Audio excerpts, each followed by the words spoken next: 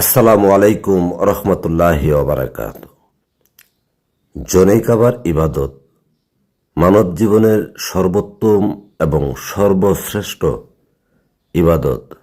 আসলে কেন, কিভাবে, তার জন্য ধৈর্য সহকারে ভিডিওটা শুনুন এবং দেখুন, তাহলে নিশ্চিত হতে পারবেন আপনার জীবনে এই নারী পুরুষের গোপনাঙ্গের ইবাদতে উত্তম বা সর্বশ্রেষ্ঠ ইবাদত। তো এখানে আল্লাহর অবস্থান তা সূরা জুমুর আয়াত নাম্বার 6। আর এখানে শান্তি পাবেন, এখানে নরনারীর জীবনের শান্তি বা এটাই ধর্ম। তার জন্য কোরআন দেখবেন সূরা রুমের 30 নম্বর আয়াত, সূরা রুমের 21 নম্বর আয়াত। এখন আসুন, কেন এই সর্বশ্রেষ্ঠ ও সর্বোত্তম ইবাদত? ধরুন আপনি ইয়ং অর্থাৎ যুবক একজন ছেলে বা আপনি যুবক একজন মেয়ে, আপনি লেখাপড়া করেন কিংবা নাই করেন, আপনি যখন যুবক ছিলেন তখন আপনার অফুরন্ত কামনা বাসনা ছিল প্রেম করার জন্য। দৈনন্দিন বাস্তবতায় আপনি একটা প্রেম করলেন। তো যখন আপনি প্রেম করলেন, কেন করলেন? আপনি পুরুষ হলে একটা নারী দেখলে আপনার প্রতিনিয়ত ভালো লাগতো, কিংবা নারী হলো একজন পুরুষকে আপনার প্রতিনিয়ত ভালো লাগতো। যাকে আপনার ভালো লাগতো তার কি জিনিসগুলি আপনার ভালো লাগতো? তার চাহনি, তার হাসি, তার কণ্ঠ, তার শরীরের গ্লেজ, তার অঙ্গভঙ্গি, এই সবগুলোকে আপনার অনেক অনেক ভালো লাগতো। আপনার হৃদয়কে আকুলিত বিকলিত করে ফেলত, যার দরুন আপনি তাকে না দেখলে আপনার ভালো লাগতো না, তার কথা না শুনতে পারলে ভালো লাগতো না, তাকে এক নজর দু চোখে না দেখতে পেলে ওই দিনটাই যেন আপনার স্বস্তির কাটত না। এভাবে করে আপনি প্রেম করতে আসেন, এক এক করে আপনার 2 বছর 3 বছর 4 বছর সময় পর্যন্ত অতিবাহিত করেছেন একে অন্যের সাথে মত বিনিময় করে। প্রাথমিকভাবে যদি কথা না বলতে পারছেন, তার সাথে মত বিনিময় করতে না পারছেন, তাহলে মিডিয়াও লাগিয়েছেন, অর্থাৎ আপনার সমবয়সী একজনকে দিয়ে কত চিঠি আদান প্রদান করেছেন। তো এইভাবে প্রেম করতে করতে যখন মানুষ কিছু জানাজানি হয়ে যায়, কিংবা আপনাদের বেশির বয়স হয়েছে, তখন আপনারা গার্জিয়ানকে জানালেন, একে অন্যকে ভালোবাসলেন, যে সেই সত্যতাটা জানালেন। তো জানানোর পরে বাবা মা বিচার বিশ্লেষণ করেছে আপনাদেরকে একত্রিত করা যায় কিনা বা বিবাহ দেওয়া যায় কিনা। অনেক ক্ষেত্রে বাবা মা রাজি না হলেও আপনারা হয়তো পালিয়ে বিয়ে করেছেন, নতুবা যে কোনোভাবে বাবা মাকে রাজি করে বিয়ে করছেন। তো বিয়ে করে কোথায় যান? বাসর ঘরে। বাসর ঘরে গিয়ে একে অন্যকে বিন্দাস একাকিত্ব নির্জনে পান, পেয়ে জড়িয়ে ধরেন, মনের যত কথা আছে উদার চিত্তে বলেন। এইভাবে বাহ্যিক যত কিছু আছে সকল কিছুই বলা বলি করেন, করে লাস্ট কোথায় যান? আপনাদের এই গোপনাঙ্গের কাজ যাদের জন্যে এত কিছু, এত সময়, এত অপেক্ষা করে বাবা মা আত্মীয় স্বজনদেরকে সাক্ষী রেখে বিয়ে করে ওই রজনীতে ওই কাজে গিয়া পৌঁছেন। কেন পৌঁছেন?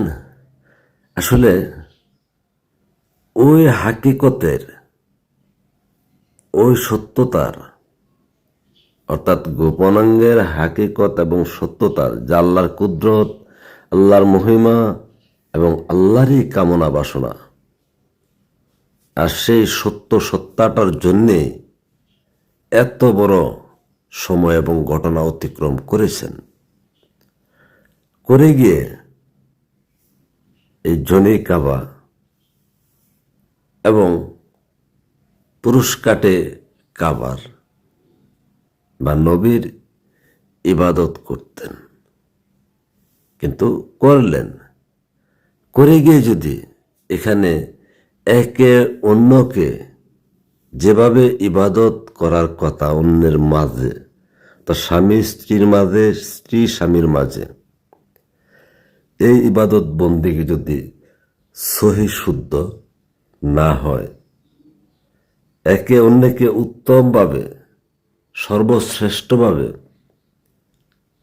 ইবাদতে লিপ্ত না হতে পেরেছেন, তাহলে এত বছরের এত বড় সময় সার্কেল অতিক্রম করেও আপনাদের এই দাম্পত্য জীবন, প্রেমের জীবন, ভালোবাসার জীবন টিকে না। তাহলে কেন টিকলো না? এই যে সর্বশ্রেষ্ঠ ইবাদত, এই যে সর্বশ্রেষ্ঠ বন্দিগি, সেটা আপনি করতে পারলেন না। দুজনের যে কেউ একজন করতে পারলেন না, এই সংসার আর টিকে না। আবার এই যে এত বছর ধরে সময় দিয়ে একে অন্যকে পেলেন, কেন পেলেন? জাস্ট এই ছোট্ট একটা অংশের জন্য, এই ছোট্ট একটা গোস্তের টুকরার জন্যে আপনার জীবনের এত ত্যাগ তিতিক্ষা। আর অথচ এই ছোট্ট গোস্তের টুকরার হাকিকতের কাজটা সুন্দর না হলে এত বড় আনুষ্ঠানিকতা, ত্যাগ এবং সময় দেওয়ার কার্যাদি কোনো কিছুই টিকে না।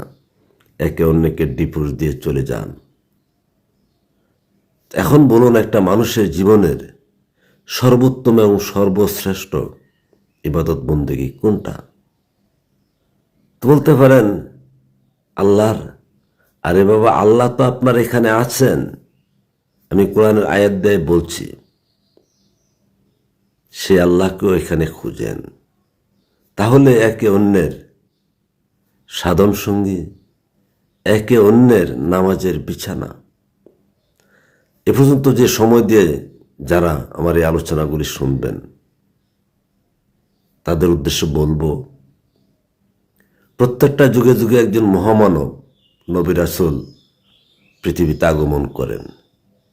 আপনি যার আলোচনা শুনতেছেন, সেও এই যুগের বার্তাবাহক বা বার্তা প্রকাশক, যাকে আরবি ভাষায় আপনারা রাসূল ধরেন, সেই রাসূলের কথা শুনতেছেন।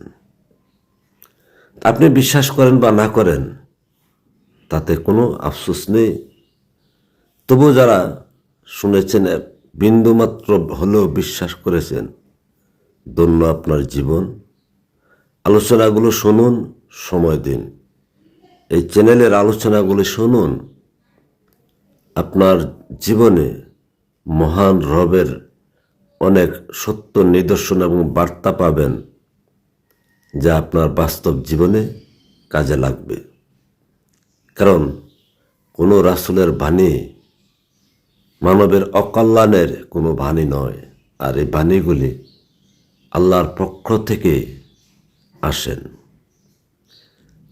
তারপরও আরেকটা জিনিস দেখবেন, এই বাংলাদেশের যত ধর্মযাজক, পীর, ফকির, মোল্লা, মৌলবী আছেন, তাদের সাথে এই চ্যানেলের কথার অধিকাংশই মিল পাবেন না।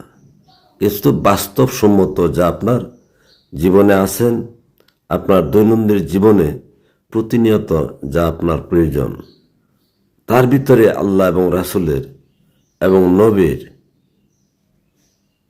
অবস্থান উপস্থিতি দেখিয়ে যে ইবাদতবন্দি করতে হবে, সে আলোচনাই করা হচ্ছে। তো ভালো থাকবেন। আল্লাহ হাফেজ।